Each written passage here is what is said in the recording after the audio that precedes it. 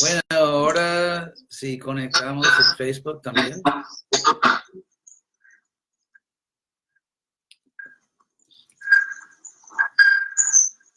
Y entonces el tema de hoy es, si ustedes tendrán que desconectar su micrófono. Ok, Gurudev, ya lo hacemos. Y después de la conferencia, si están satisfechos y no quieren su dinero de vuelta, pueden hacer preguntas.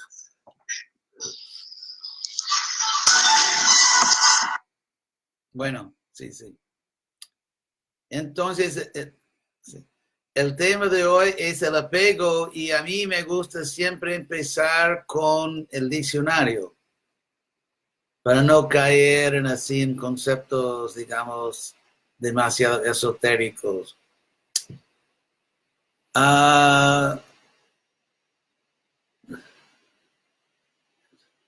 Es muy interesante porque en el diccionario, estoy leyendo en inglés y lo voy a traducir. Attachment en inglés, apego en español. Y tiene un significado positivo, ¿cómo se llama? Afecto, cariño o simpatía por alguien o algo. Una relación cariñosa entre dos personas, un attachment, un apego. Y no tiene, es muy interesante, entonces, ese diccionario es de Apple, no es el mejor, entonces voy a ver si otros diccionarios son más comprensivos.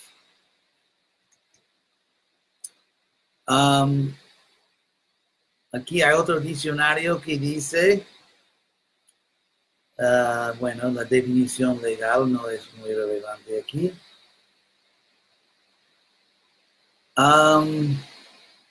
En psicología, un lazo emocional fuerte,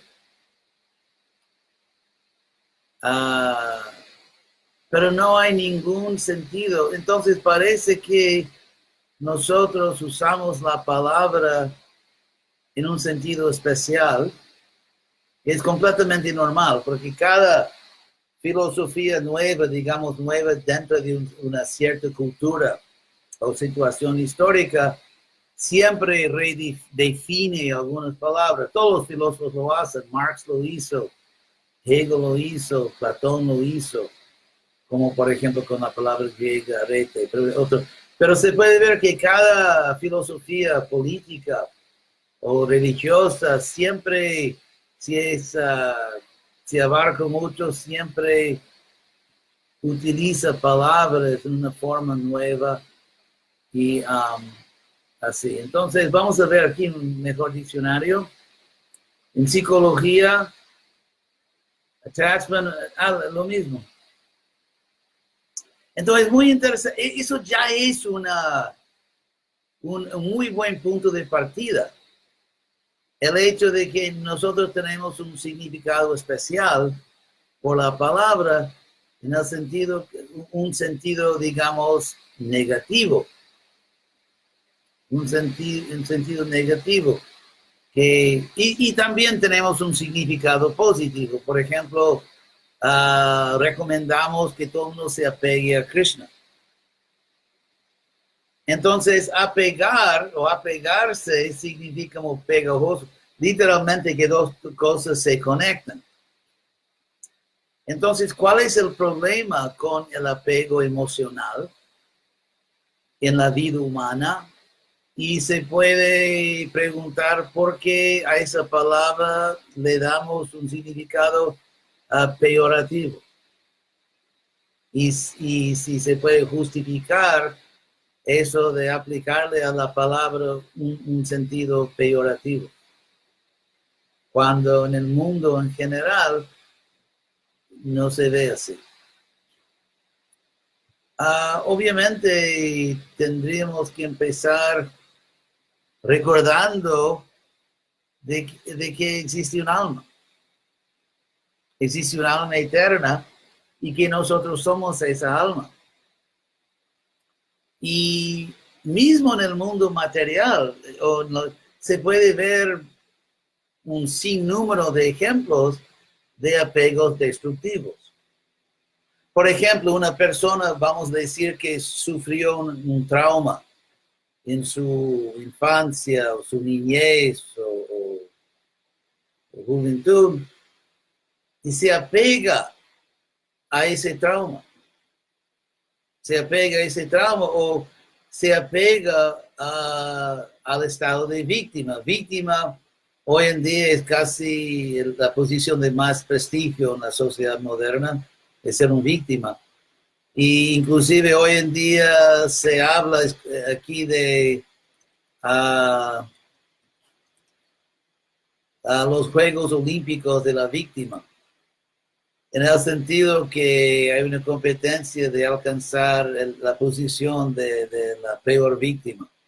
Y entonces es muy común en la psicología de hablar del problema de quedar preso en el pasado y no poder superar el pasado, un pasado traumático, de abuso, y no poder, como se dice, abrir un nuevo capítulo, no poder crear una vida positiva, alegre, productiva o hasta espiritual.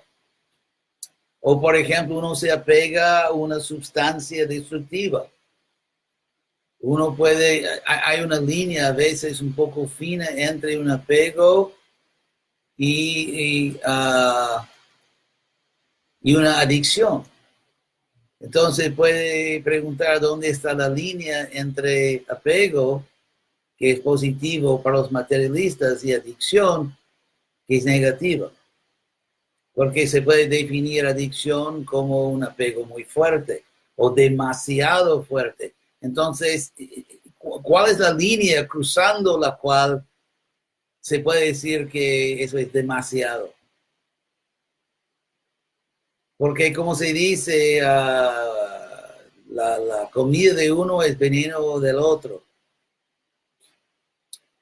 Y además de eso, toda esa investigación supone o da por sentado que haya un estado objetivo que se puede llamar salud mental o salud emocional. Porque, por ejemplo, si se dice que, él comió demasiado, en pocas palabras, es un Hare Krishna. Pero, bueno, entonces si uno dice que uno comió demasiado, eso supone o da por sentado de que hay una cantidad saludable, aconsejable, preferida, una cantidad de comer. Si se come esa cantidad, más o menos, eso es racional, en el sentido que esa cantidad promueve la salud, el bienestar y mismo el vínculo inevitable entre salud física y salud mental, que son factores interactivos. Asimismo, inclusive podemos decir en términos filosóficos más amplios que cualquier, mi español está un poco oxidado, así que cualquier juicio de, digamos, de carácter moral, en el sentido de que un juicio que involucra palabras como bueno y malo. Obviamente las palabras bueno y malo también se pueden referir o pueden referirse a, digamos, se puede decir estados objetivos como, por ejemplo, eso es demasiado, que has cocinado eso demasiado, que lo estás quemando, o eso no está cocinado suficiente, eso se cocinó muy poco, se cocinó demasiado, o al carro se le echó así demasiado aceite. Entonces, hay juicios de demasiado y muy poco que son cuantitativos, pero casi siempre atrás esos juicios hay otro juicio moral. Y un juicio moral, por ejemplo, si se dice que al arroz lo cocinó demasiado, pero eso implica que primero que alguien tiene hambre, que alguien quiere comer, y también la premisa de que comer puntualmente o comer comido, presado, bien preparado, que satisface a la mente y el cuerpo, es una necesidad humana para cultivar o mantener generalmente un estado de bienestar, que es también un juicio moral, que habla del bienestar, del malestar, de una vida buena, una vida mala, y lo que se debe, entonces, cualquier, en español sería, cualquier frase en español que contiene una forma del verbo deber, que se debe, no se debe, o se debería, o hay que, o haber, hay que hacer, o hay que no hacer, o esos tipos de verbos auxiliares, ¿verdad? Que son metafísicos. Perdón, que es un poco complejo, pero es filosofía. Metafísico significa que un juicio moral o un juicio obviamente de valores. Que, por ejemplo, cada ley es un juicio de valores. Value judgment, juicio de valores. Por ejemplo, si vives en una aldea y los habitantes están muy contentos que no hay semáforos y se puede andar libremente, pero después la aldea crece un poco y alguien tal vez en el consejo municipal quiere instalar un semáforo donde no había en la calle principal. Ahora, instalando el semáforo, hay más seguridad, pero menos libertad. Entonces hay personas que prefieren correr el riesgo y no queremos semáforos en nuestra bendita aldea, y otros que dicen que no, que tenemos niños y queremos seguridad y menos libertad. Porque cuando hay luz roja, pierdes la libertad de andar. Tienes que parar contra tu voluntad. Nadie quiere parar, ¿verdad? Todo el mundo quiere andar. Inclusive, ¿cómo se llama? En Brasil se habla de la ola verde, cuando uno coge todas las luces verdes. Entonces, mismo la decisión de poner un semáforo, un stop, es un juicio de valores. Y por eso es metafísico. Ustedes entienden, ¿verdad? El punto. Porque físico significa juicios,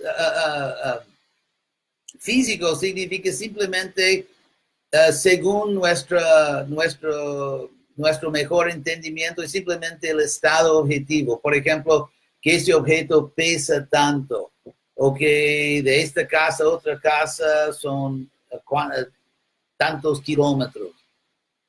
O, por ejemplo, el estado atómico o molecular de algo. Entonces, la ciencia física se ocupa y se preocupa simplemente con medidas objetivas o definiciones de procesos. Entonces, la ciencia física no puede juzgar que un proceso es bueno o malo. Entonces, por ejemplo, el filósofo Hume, creo que escocés, pero eso no es el problema. Pero es Hume, el filósofo escocés en el siglo XVIII, que explicó a todo el mundo, si queremos ser científicos, nuestra moralidad no es científica. Entonces vamos a tomar el caso de un acto que sin ninguna controversia es de maldad. Como por ejemplo una persona mata a un niño y no hay circunstancias, digamos, relevantes, como por ejemplo, se puede imaginar un caso en que matando a un niño se salva 1.000.000 de niños. Entonces, en filosofía se puede, no es lógicamente imposible que haya un caso así. Como por ejemplo, se da el caso de que estás parado en una plataforma encima de una estrada de tren. Y está pasando, y el tren va a pasar. Y al lado tuyo hay un hombre que es extraordinariamente gordo. O vamos a decir que es muy pesado.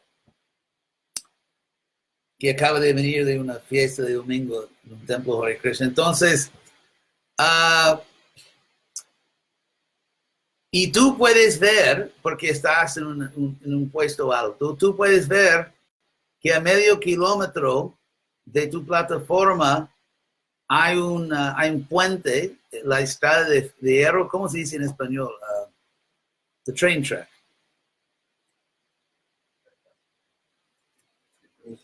No. La vía del tren. Que tú puedes ver que a medio kilómetro la vía del tren se rompió justamente en un puente, donde el tren pasa por un puente, y si el tren sigue andando, va a caer ahí de un puente muy alto y centenares de personas se van a morir, muchos niños y todo. Ahora, la única posibilidad que tienes de salvar a, vamos a decir, 500 vidas, que es un tren largo, es de empujar al gordazo, empujarlo, él va a caer directamente en la vía del tren y el tren va a parar.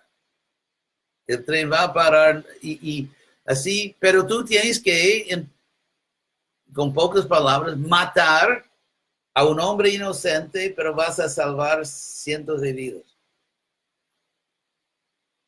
Entonces, lo matas.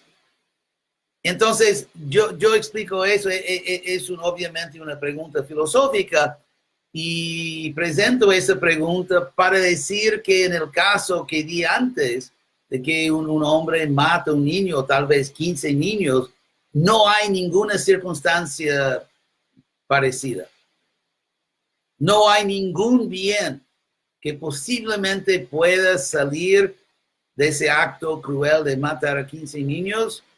Y el hombre que va a matarlos no tiene ninguna intención benéfica. Simplemente por maldad pura, si se puede decir, él va a matar a los niños. Ahora, si tú eres materialista y no eres un hipócrita flagrante, si no eres un hipócrita intelectual descarado y eres un materialista, empiricista, te crees científico, tú no tienes el derecho intelectual, no tienes derecho filosófico a decir que matar a los 15 niños es moralmente malo. Porque es simplemente un acto físico.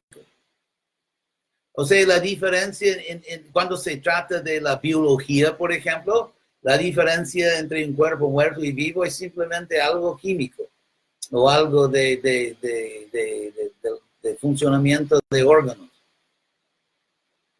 Entonces, la moralidad, decir que eso es malo o bueno en el sentido moral, es un juicio de valor que nunca se puede comprobar empíricamente.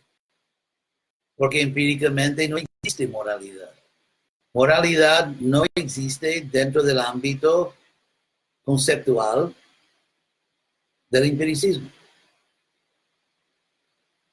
Entonces, un punto que yo explicaba en una charla que di en la Universidad de Florida, en una conferencia sobre la ciencia y la conciencia, es que Bueno, tengo tiempo. Sí, voy a por más 15 minutos y si no aguantan más, empiezan a gritar y hacer señales que demasiada filosofía y no aguantan más. Pero no existe, ¿cómo se dice? La vida nunca puede ser simplemente física, es siempre también metafísica. Metafísica en el sentido, meta en griego significa después de o más allá de. Por ejemplo, un buen ejemplo sería, es posible, como Descartes, el filósofo francés Descartes, en sus meditaciones, dijo que es posible que todo lo que yo creo que sé, o sea, que hay un mundo fuera de mi mente, de que hay otras personas que también son conscientes, o que sí, que existe un mundo. Y porque yo no puedo comprobar eso porque es posible. Arjun acá, la mano está entrando en la cámara. Un poco, sí, estoy quedando atraído a tu mano y me olvido. Entonces,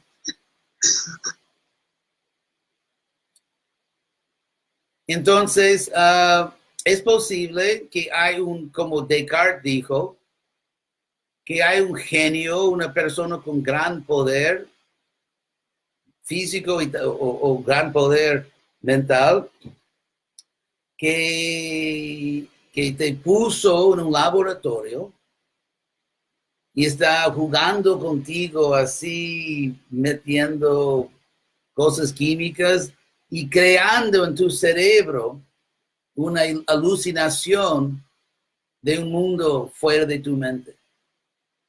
Entonces, por ejemplo, ustedes que están en Argentina, bueno, ya sabemos que, bueno, pero que tal vez Argentina es simplemente una ilusión, y no en el sentido filosófico Vaishnava, pero que no existe un país, Argentina, que tu familia, tú no tienes una familia.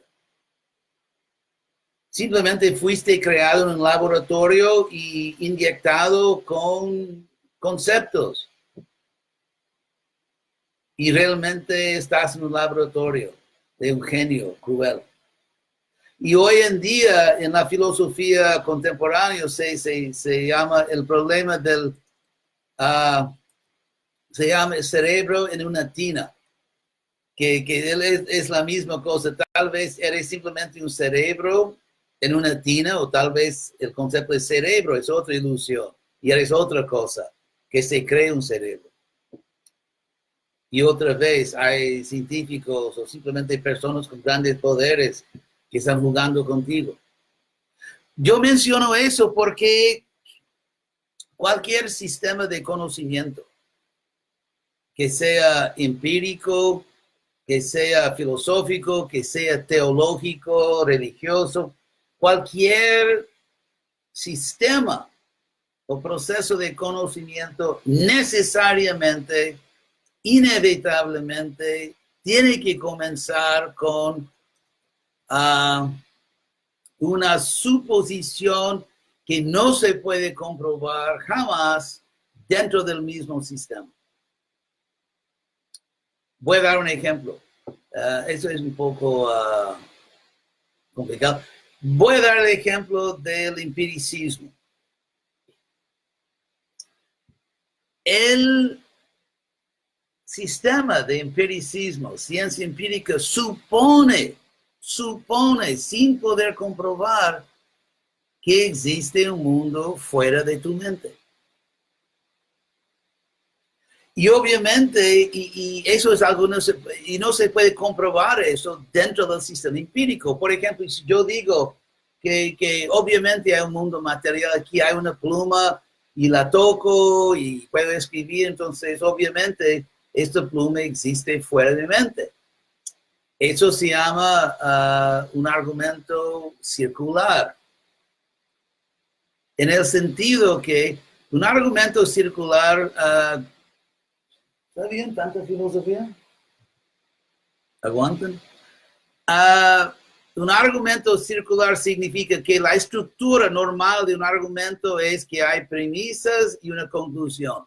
Y el ejemplo que siempre se da es que la primera premisa es que los hombres, y también las mujeres, los seres humanos son mortales, o sea, se mueren.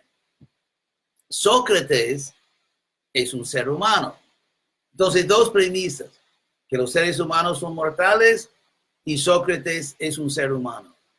Por lo tanto, lógicamente, es necesario que Sócrates sea mortal.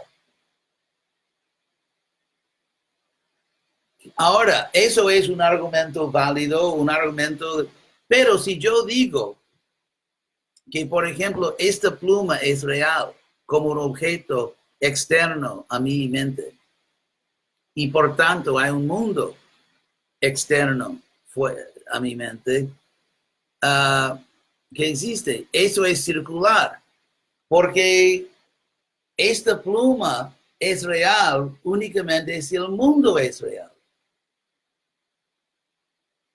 Entonces estoy tratando de comprobar que el mundo es real, pero doy como premisa algo que es verdad únicamente si la conclusión es verdad. Entonces se crea un círculo, porque la premisa depende de la conclusión y la conclusión depende de la premisa, que sí que se gira en un círculo de lógica falsa. Por eso poco complicado, pero no demasiado, por eso un científico empíricamente jamás puede comprobar que existe un mundo fuera de su mente. Y por tanto, para empezar, entonces, ¿por qué lo hacen? ¿Por qué hacen ciencia? ¿Por qué científicos dedican sus vidas a suposiciones que jamás podrán comprobar dentro de su sistema de conocimiento? Y la respuesta la da el señor Chaitanya y también Aristóteles. Y eso es lo que Aristóteles dijo, el padre de la lógica moderna. Y también Chaitanya Mahaprabhu dijo lo mismo, con las mismas palabras. Es que para lanzar cualquier sistema de conocimiento, tienes que suponer algo a priori que sea verdad. O sea, tienes que decir que algo es autoevidente, que se comprueba a sí mismo. Y el ejemplo clásico es que el sol, no se puede iluminar al sol con una vela, ni con las luces de un estadio de fútbol, ¿verdad? O sea que la luz, el sol se autorrevela, se autoilumina, y ninguna otra luz puede iluminar al sol. Entonces, que el sol brilla es autoevidente, se comprueba a sí mismo. Asimismo, cuando tú naces en este mundo, cuando tú vives en este mundo, tienes una experiencia del mundo material que es tan real, tu experiencia del mundo fuera de tu mente, que se comprueba a sí mismo, es autoevidente, evidente. La cualidad de tu experiencia, la naturaleza de tu experiencia de un mundo fuera de ti, se demuestra, se comprueba, se verifica a sí mismo. Inclusive es una experiencia tan básica y tan real que es la plataforma sobre la cual tú puedes verificar otras cosas. Entonces, el sistema de empiricismo empieza no con un experimento empírico, porque eso sería circular, sino que con una suposición fuera del sistema que es autoevidente, que se comprueba a sí mismo. Y eso es lo mismo en el sistema Vaishnava. Porque nosotros tenemos una experiencia de Krishna, cantando Hare Krishna y haciendo las cosas que hacemos. Tenemos una experiencia de Krishna que no se puede explicar o justificar mejor de que decir que es verdad. Se comprueba a sí mismo, es autoevidente. Entonces, cuando un Vaishnava dice que yo acepto la conciencia de Krishna porque tengo una experiencia, y el término técnico usado por filósofos académicos es que es apropiadamente básico. O sea que es una experiencia que sirve, que es apropiado por su cualidad, es apropiado para servir como base de un sistema de conocimiento. Y tenemos esa experiencia. Inclusive la experiencia de Krishna, lo que nos indujo a ¿cómo se dice? Tomar la pastilla azul. Ok, la experiencia que nos indujo o nos convenció a adoptar esto, esa experiencia de Krishna fue bien más real que cualquier otra experiencia. Entonces, Platón habla de eso. Él habla de una línea dividida, la famosa línea dividida de Platón. Y él dice que la experiencia menos, digamos, real es algo como uno está borracho, un sueño o algo, una alucinación, que obviamente no es verdad. Después hay opiniones que sí, yo creo que, me parece que, pero no tienes prueba. Y después hay conocimiento comprobado y así mismo. Hay diferentes niveles de certidumbre. Hay niveles de cualidad de evidencia. Y la cualidad de la experiencia de Krishna es tan fuerte que es una experiencia más real que cualquier otra. Entonces, ¿cómo es posible? Por ejemplo, mi experiencia de Krishna es más real que mi experiencia del mundo. Porque es posible que yo esté seriamente iludido sobre el mundo externo. Pero la experiencia de Krishna no, es más real, es la base de mi concepto de realidad y es autoevidente. Eso es el argumento que el señor Chaitanya dio a Prakashananda Saraswati Sarvabhauma Bhattacharya, que los Vedas o la experiencia del conocimiento védico es autoevidente. Entonces, por eso, cuando aceptamos a Krishna, cuando aceptamos a Bhagavad Gita, etcétera, Bhagavatam, estamos estructuralmente hablando de estructura epistemológica, o sea, una estructura filosófica del proceso de saber. Estamos haciendo exactamente lo mismo que hace el científico. Y logramos objetividad. Entonces, el tema original, Arjuna, fue, ¿recuerdas? El tema original era apego. Sí, apego, está bien. Entonces, después de esa brevísima introducción, voy a dar mi conferencia principal de 5 horas, que aprendí de hacer eso de los ex líderes de la Unión Soviética, ¿recuerdan? Que daban conferencias de 5 o 8 horas y quien no se moría podía quedar en el partido. Entonces,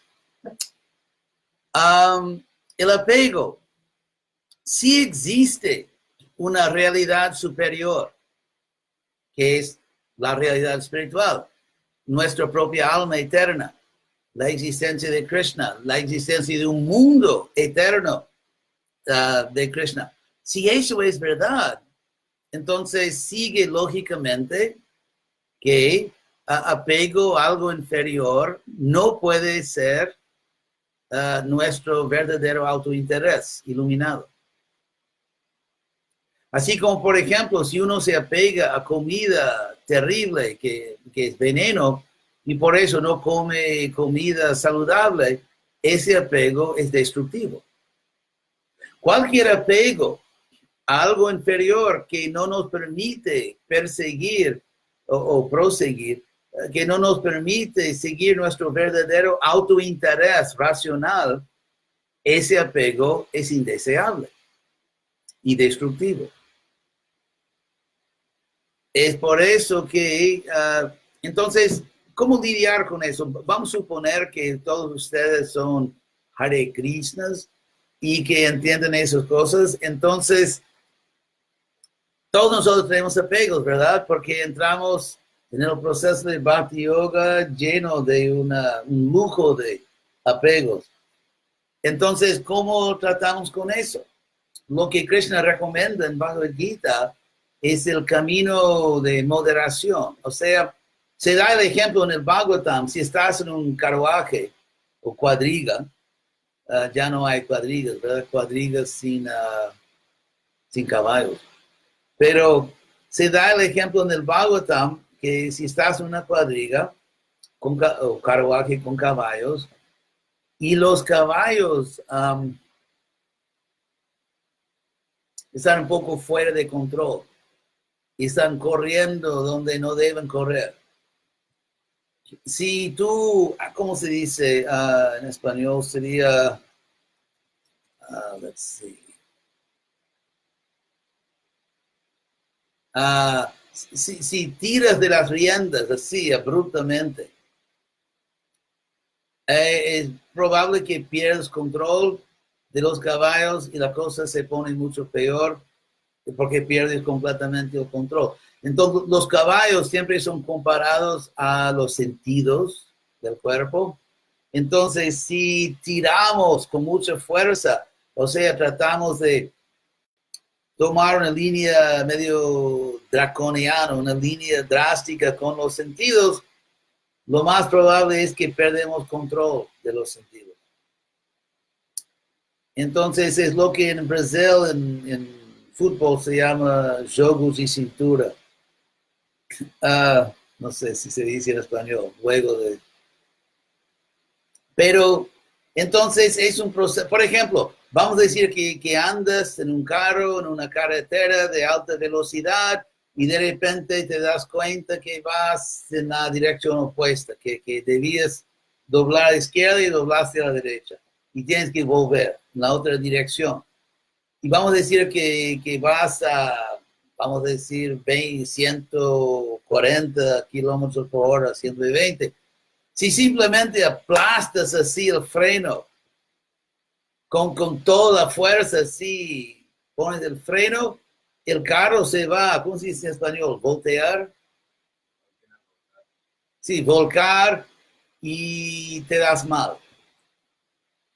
Entonces, del momento en que te das cuenta de que andas mal, así, en la otra dirección, hay todo un proceso de gradualmente frenar con seguridad, poco a poco, parar el carro, buscar así un buen lugar para dar la vuelta y volver.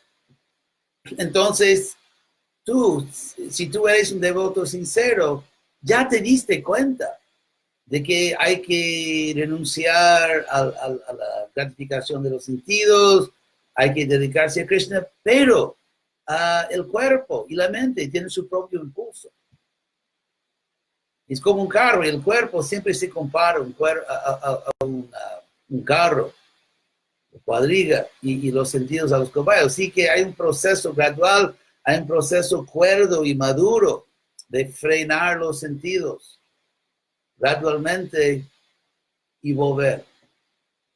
Así que con los apegos tenemos que respetarlos, no en el sentido de pensar que son cosas buenas, pero así como si tú estás en una pelea y sabes que el enemigo está armado, lo respetas, no en el sentido de estimarlo, pero en el sentido de que hay que respetar que es peligroso.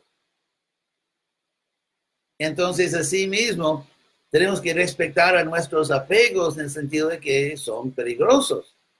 Y si no son bien tratados, porque ellos, los apegos, tienen dos maneras de arruinarlos. O sea, arrastrándonos a un lugar donde nunca debemos ir, o simplemente así tratamos demasiado abruptamente de frenarlos y rechazan todo control. Así que es un arte. Y por eso Krishna dice que Bhakti Yoga es el arte de todo el trabajo. Porque tenemos que saber lidiar con nuestros apegos en forma inteligente. ¿Hasta qué punto yo debo, como se dice,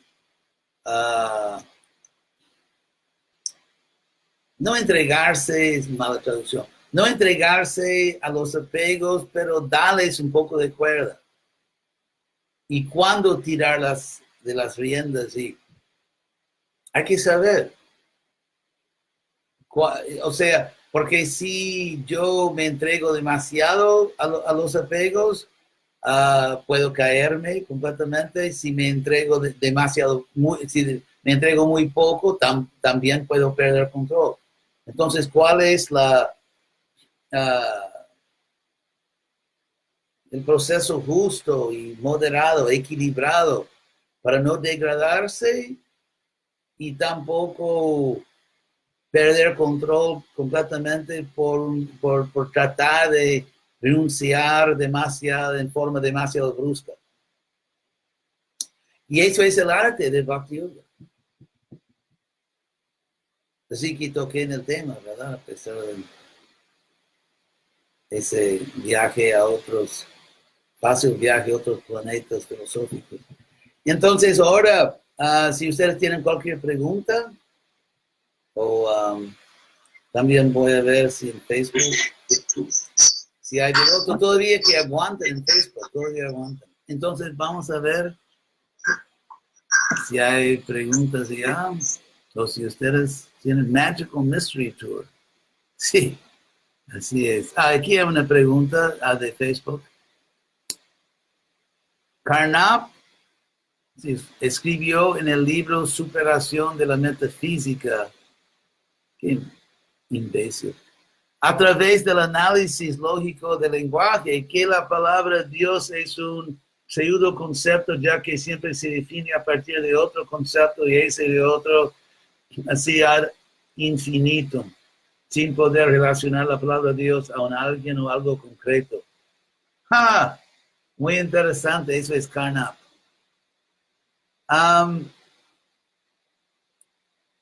Primero que eso no es verdad. Por ejemplo, se puede comprobar que un concepto es idiota mostrando ejemplos absurdos. Por ejemplo, en el diccionario de inglés, si buscamos la definición de árbol, que es una planta, un cierto tipo de planta, pero ¿qué es una planta? Es un organismo ejemplificado por árboles. Entonces, los diccionarios, y tú puedes ver eso, los diccionarios casi siempre nos dan un círculo de definiciones, que eso es un tipo de aquello, y aquello es un tipo de eso, y los diccionarios siempre se mueven en círculos semánticos. Eso es casi siempre.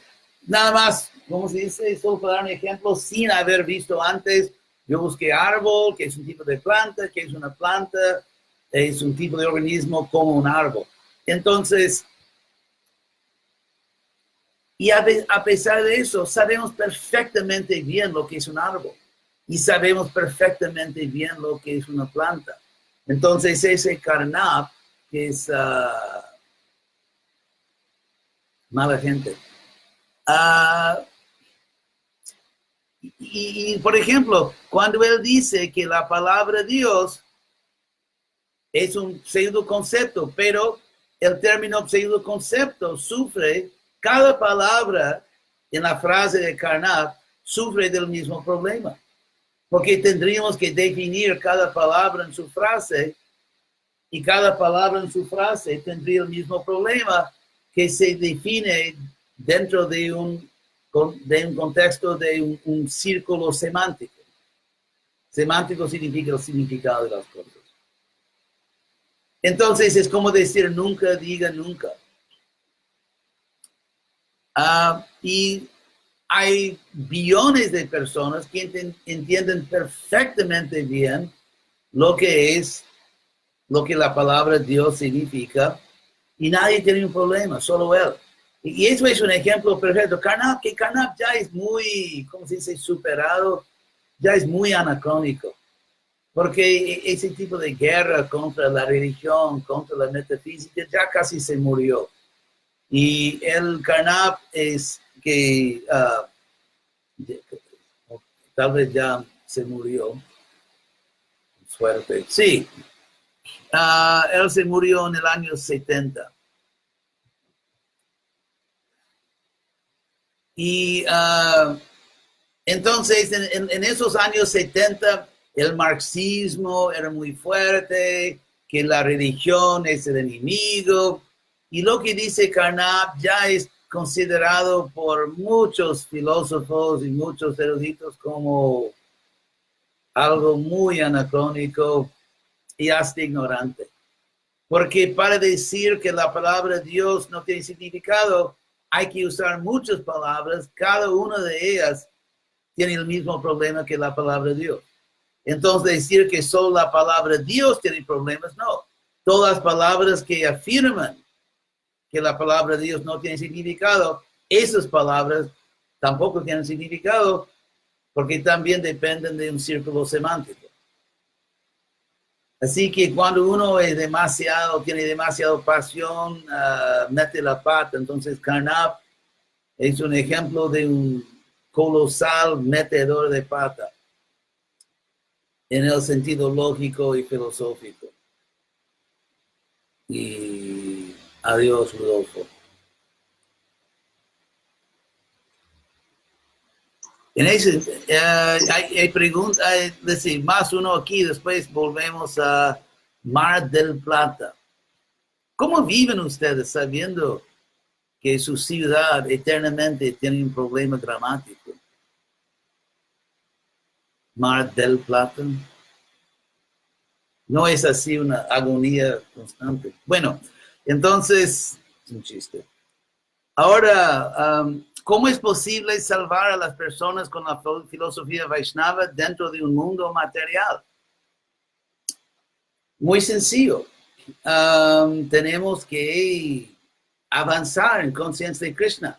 Porque si tú eres consciente de Krishna, si tú practicas sinceramente Bhakti Yoga y tienes realización, no solo fe, sino realización directa de la verdad de todo esto, tú tendrás poder, porque quien habla la verdad, habla con fuerza, habla con poder. Y Krishna está en el corazón de todos y el mundo es materialista por falta de conciencia de Krishna. Y si podemos llevarles a las personas conciencia de Krishna, ellos son como personas muriéndose de sed en el desierto y nosotros tenemos el agua.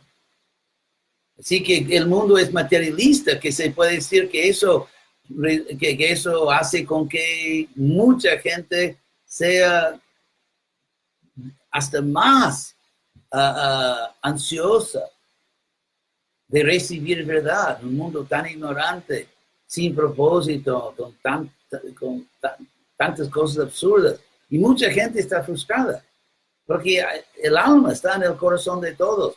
El alma de mucha gente está muy frustrada. Están buscando una verdad, pero algo auténtico, algo real, que escuchan de los labios de una persona realizada, una persona auténtica, genuina. Así que nosotros seamos auténticos, logremos conciencia de Krishna real y el mundo nos va a escuchar. Bueno, ahora en Mar del Plata, ustedes tienen preguntas. Por favor, tengan lista sus tarjetas de crédito. Y... Hare Krishna, Gurudev. Bueno, sí. muchas gracias por su charla. Y acá tenemos algunas preguntas. Voy a pasarle el micrófono para Chaitanya Lila. Hare Krishna. Muchas gracias por la clase. Yo tengo dos preguntas. Una vez escuché que cuando uno se apega al maestro espiritual o se apega a la vida espiritual, ese apego es muy bueno porque a uno lo libera de los otros apegos. Eso yo le quería preguntar si era verdad porque lo leí en otra tradición. Entonces, primero esa pregunta. Y también le quería preguntar si de todos los conocimientos trascendentales que están en nuestros libros que consultamos, ¿cuál es el conocimiento que nos va a liberar del apego? ¿Cuál es el más importante? Sí, sí. Entonces, dos por el precio de una, ¿verdad?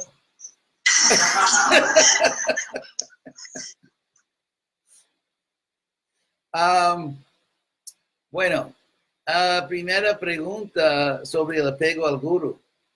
Obviamente sabemos que todos tenemos nuestra psicología humana y a veces uno puede apegarse al gurú por motivos, digamos, que no son puramente espirituales y a veces uno odia al gurú por motivos mundanos.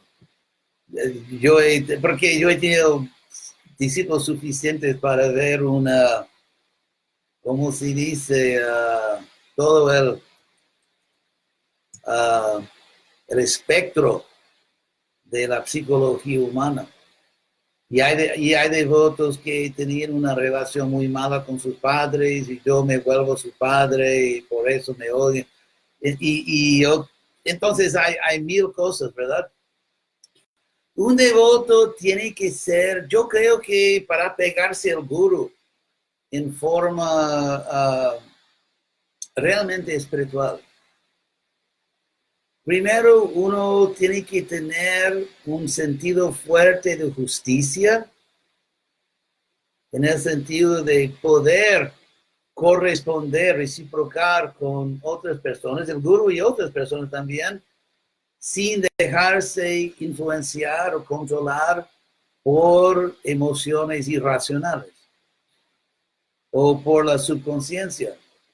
En el sentido que si una persona me ha tratado bien y esa persona ha cumplido con su deber y es una persona correcta, yo no tengo derecho a pensar mal en esa persona. O, por ejemplo, si una persona, vamos a decir un gurú o un así llamado gurú, es un término muy popularísimo, así llamado, ¿verdad? Hablamos de muchas cosas así llamadas, pero si una persona es un así llamado gurú y su carácter o su comportamiento no está al nivel apropiado, no se puede sentimentalmente fingir que sea otra cosa. Y entonces, y normalmente estamos hablando de sentimientos, pero creo que un sentimiento importante es un sentimiento de justicia. Y también, digamos, de generosidad. De generosidad, o sea que Krishna dice en Bhagavad Gita que en este mundo cada esfuerzo tiene su falla. Entonces, mismo que una persona tenga la mejor intención, es la naturaleza del mundo que nuestros esfuerzos tendrán alguna falla. Y claro que hay fallas y hay fallas, pero entonces inteligencia, porque Krishna dice que porque las emociones, los sentimientos vienen de la mente o son procesados por la mente. Y arriba de la mente es la inteligencia. Entonces no es que queremos ser solamente cerebros sin sentimientos. O sea, tenemos un corazón y queremos sentir profundamente. O sea, un devoto tiene sentimientos profundos, inclusive en las escrituras, en Bhagavatam, es común que las personas lloren, o sea, tienen sentimientos muy fuertes, pero los sentimientos se experimentan dentro de de límites, digamos, aprobados por inteligencia pura. Entonces, por ejemplo, si tú manejas un carro en vamos a decir, una pista de alta velocidad, si obedeces, en Brasil se llama señalización, las reglas que están postadas ahí. Tú puedes andar muy rápido porque la carretera está hecha para eso. Y si tú sigues o mismo otra carretera, otra pista, en Brasil, en todas las carreteras hay placas que dicen: quien obedece la señalización evita accidentes. Entonces, la inteligencia no es que queremos acabar con sentimientos, simplemente ser criaturas de simplemente raciocinio frío. Pero la inteligencia tiene que aprobar al sentimiento. Y si la inteligencia aprueba el sentimiento, sí, estamos libres a abrir el corazón o cerrar el corazón en ciertos casos. Pero debe ser un sentimiento aprobado por la inteligencia. Entonces, en el caso del guru, una cosa que yo digo siempre es que Prabhupada nos dio una ciencia espiritual. Y hay así llamados devotos que muy así ansiosos de convertir una ciencia en un fanatismo. Que por la diferencia, por ejemplo, en cualquier ciencia hay una idea o un principio y se puede comprobar. Se puede comprobar si es verdad o no. Entonces, Prabhupada definió el guru de primera clase, y segunda y tercera. Y Prabhupada dice que un guru de primera clase tiene tres características. Y lo interesante es que todas las tres son verificables científicamente. Entonces, una cualificación, una característica de un guru de primera clase es que conoce muy bien las escrituras. Eso se puede investigar. Porque, por ejemplo, bueno, no quiero criticar a pesar de que es uno de los grandes placeres de este mundo, pero cuando yo viajaba en otro país el año pasado y me crucé se dice en español, me crucé con un otro gurú bastante conocido en ciertas regiones del mundo y con sus seguidores, discípulos. Y él daba ciertos argumentos contra Krishna West. ¿Cómo puede? Pero daba ciertos argumentos contra Krishna West y citaba Prabhupada, citaba el Bhagavatam. Y yo decía que no, eso no es lo que Prabhupada dijo. No, el Bhagavatam no dice eso. Él dijo, por ejemplo, que la India externa, étnica, la India es un reflejo positivo, no pervertido, pero es un reflejo del mundo espiritual. Y hasta me dio la palabra en sánscrito, pratibimba, que en sánscrito significa reflejo, literalmente contraimagen, pratibimba, o un reflejo. Y yo dije no. Y él hasta se enojó, y insistía, y no sé qué. Entonces yo busqué en el Bhagavatam, investigué, y la palabra nunca aparece en el Bhagavatam con un significado ni parecido a eso. O sea, no tiene nada que ver con el Bhagavatam. Entonces le escribí diciendo y también lo que dijo de Prabhupada, yo dije no, y le dijo que sí, investigué, y era no. Prabhupada dijo inclusive todo lo contrario de lo que él dijo. Entonces él no es que es una mala persona, no es que es un gurú falso, un poco descuidado sí lo es. Entonces, ahora todos van a tratar de adivinar quién es, pero sí, pero no es un gurú en América Latina, así que no van a... Bueno, si me pagan, entonces les digo. Entonces, pero lo que yo pensé, y después me crucé con otro, creo que no es un gurú, un sannyasi conocido, y no en América Latina, yo estaba lejos de América Latina. Y inclusive es como el profesor oficial de uno de los grandes centros de ISKCON, que es el encargado de educación de los devotos. Entonces compartimos un almuerzo, no literalmente, o sea, él no robaba mi plato, ni yo de esa persona, pero así él vino para almorzar conmigo, y es de la India, y me dio un argumento que me dejó, como se dice en Brasil, boquiabierto. Él me dio, ¿entienden? Me dio un argumento de que la ropa de la India es superior a la ropa occidental, porque si tú usas un dhoti, lo lavas todos los días, mientras que si usas pantalones, nunca los lavas. Y, wow.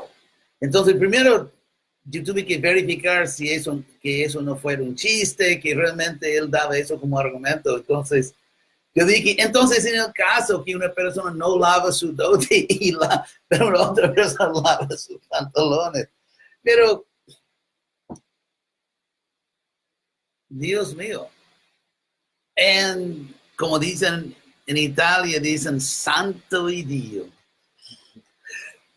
Entonces,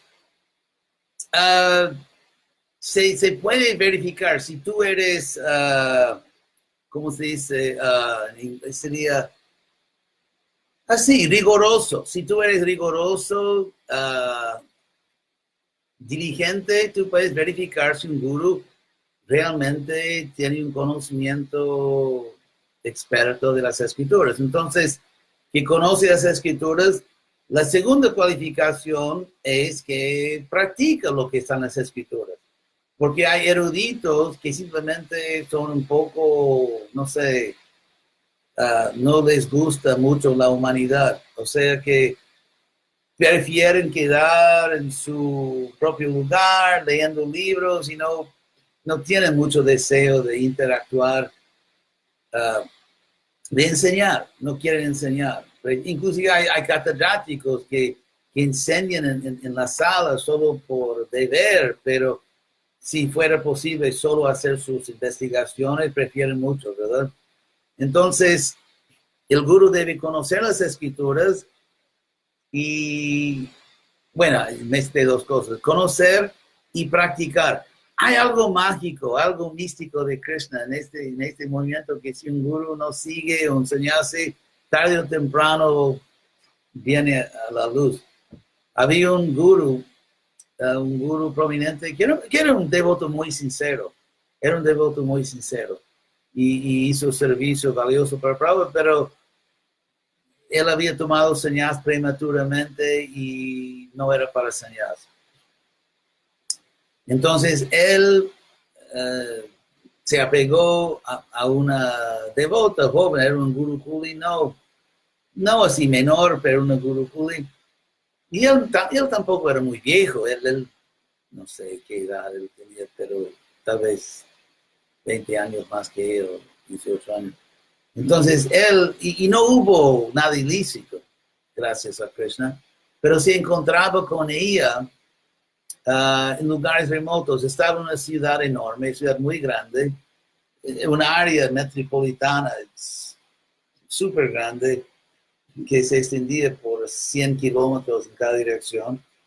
Y él iba a lugares muy remotos, lejos del templo y fue descubierto. O sea que él fue al fin del mundo y un devoto pasaba por ahí. Entonces, lo que hemos visto en este movimiento es que tarde o temprano una persona que se está comportando mal, tarde o temprano se descubre.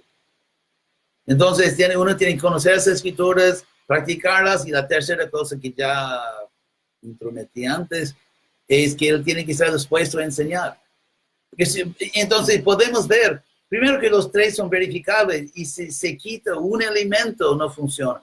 Si una persona conoce las escrituras y quiere enseñarlas, pero no las practica, no es un gurú de primera clase. Si conoce las escrituras, las practica, pero no quiere dedicar su tiempo a otras personas, tampoco. O si una persona practica lo que entiende de las escrituras y enseña, pero no conoce muy bien las escrituras, también un problema. Entonces, los tres elementos, si un gurú conoce bien, o sea, visiblemente o verificablemente, que el gurú conoce las escrituras, las practica y está bien dispuesto a enseñarlas a los otros, eso es primera clase. Si no, ese tipo de payasada, ¿se dice en español? que hemos visto que hace ISKCON y fuera de ISKCON entre devotos que no, mi guru es el único devoto puro y el único devoto puro vivo en el planeta y esas cosas que muestran, digamos, una inteligencia demasiado problemática. Porque, y cuando se pregunta, ¿pero cómo sabe eso? No, pero me miró en los ojos y yo pude ver que estaba con... yo puedo ver, si yo digo, sí, ayer cuando yo bailaba con Krishna, en mi forma de gopi, ¿y cómo vas a comprobar que no es así? Y vamos a decir que en mi forma humana no soy efeminado. Entonces, pero si yo digo algo así, o si un discípulo mío dice, no, porque sí, yo puedo ver que eso no es ciencia.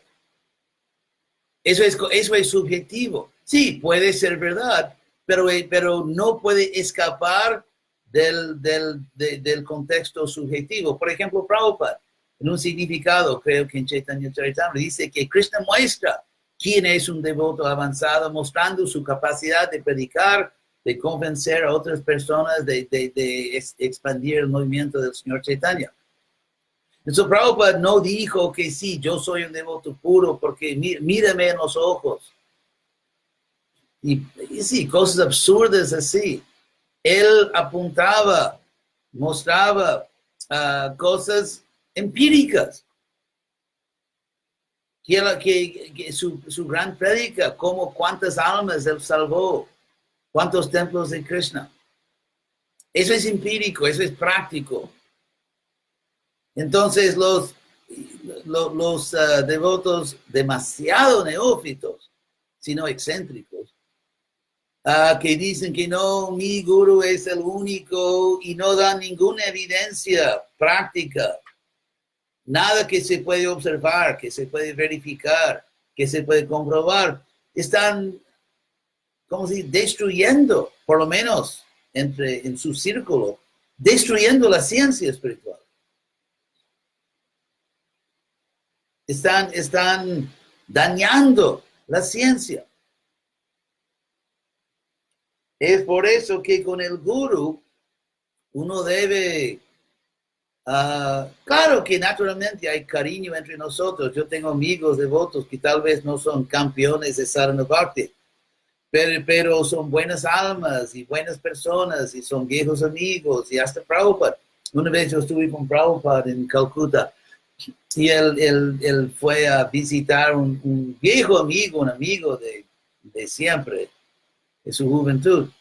Entonces yo era joven con Prabhupada y completamente así, con toda esa madurez de un joven, un hombre de 25 años, que tal vez en más 5 años tendrá un cerebro plenamente formado. Entonces yo estaba con Prabhupada y él abrazó a su viejo amigo. Y yo quedé, ¿cómo es posible? Prabhupada permitió que él no es, que su amigo no es devoto porque no es miembro activo de ISKCON. ¿Y cómo es posible que Prabhupada lo dejó tocar? Y obviamente muy inmaduro. Una vez yo estaba caminando con Prabhupada en Los Ángeles, en el parque, el rancho, el nombre del parque. Y alguien dijo que la madre de Giriraj viene, y porque la madre de Giriraj, que era, sí, conocida a Prabhupada, y ella vino de Chicago, creo, a Los Ángeles, y estábamos caminando con Prabhupada en un parque, entonces Prabhupada se paró, y ella estaba como a 30 metros o algo así, 40 metros, Prabhupada como, sí, siempre caballero perfecto, esperó, y ella llegó, y Prabhupada extendió la mano, y le dio y se dieron la mano. Y yo quedé, Dios mío, que Prabhupada es un sannyasi y tocó la mano de una mujer. Y claro que yo no pensé por un momento que era una falla en Prabhupada, pero yo nunca me imaginaba. Entonces, lo que quiero decir es que, claro que debemos ser estrictos en verificar las cualificaciones, pero al mismo tiempo hay una generosidad cuando ella no involucra, digamos, una falta absurda de criterio. Como por ejemplo, que ahora hay un caso de un gurú, sí, llamado gurú, fuera de ISKCON, que era miembro de ISKCON mucho tiempo atrás, formó su propia sociedad con muchos centros de América Latina y ahora salió que él tenía muchas relaciones con mujeres, asediarlas y ahora parece que él no puede pisar en Perú porque ya parece que va para la justicia y entonces, y alguien, sin duda alguien va a decir, eso es su pasatiempo. Entonces, eso ya está más allá de la cordura. Pero en casos que no son escandalosos, se puede ser generoso. Ese es un equilibrio entre la misericordia, la generosidad y el raciocinio, la inteligencia y la justicia. Y si uno encuentra ese equilibrio, tendrá una vida muy alegre. ¿Entiendes?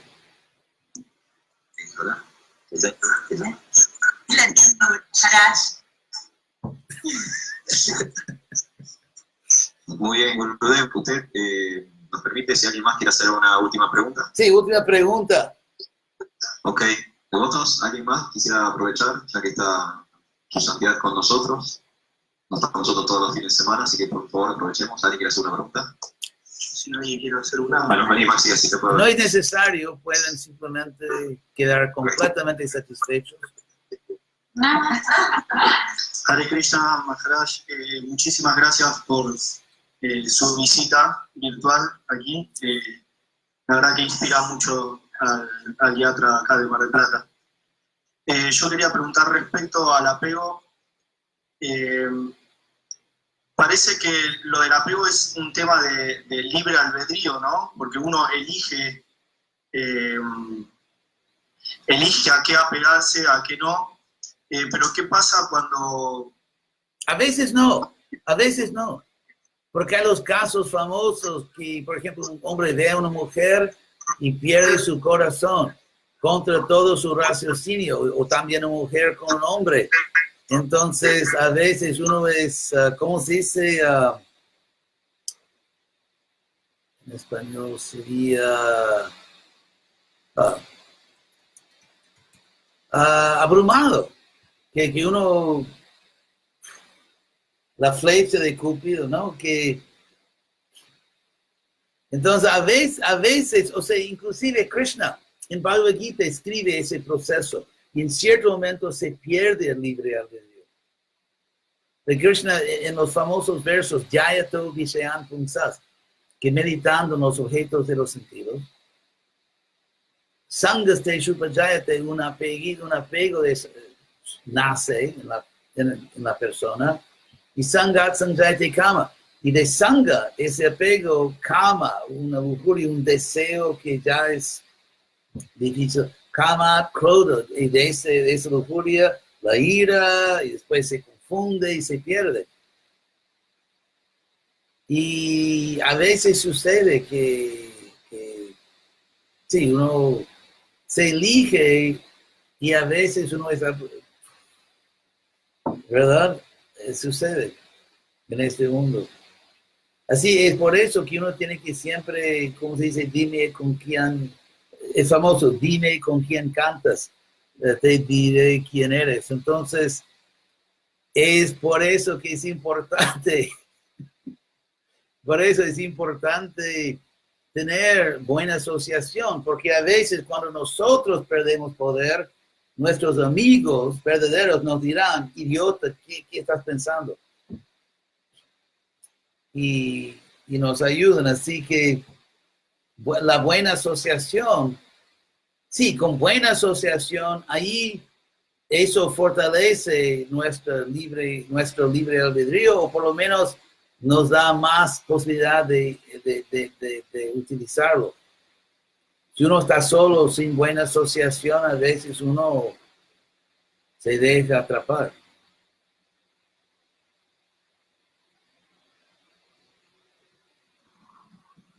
Bueno, gracias, Maharaj. Gracias por la respuesta. Como esa canción de los Beatles, I saw her standing there. ¿Conoces esa canción? Bueno, hay muchas canciones de los Beatles que hablan de estas cosas, pero sí, Hare Krishna. Bueno, Gurudev, te quiero agradecer nuevamente.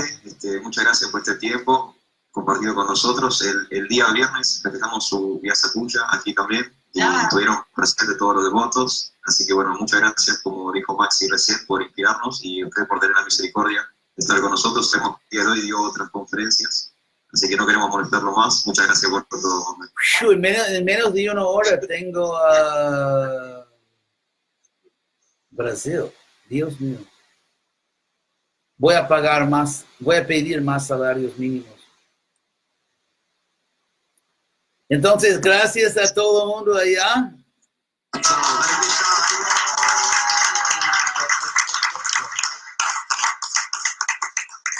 Yo sé que hay muchos devotos muy sinceros allá y espero que ustedes tengan muchísimo éxito ahí en Mar del Plata.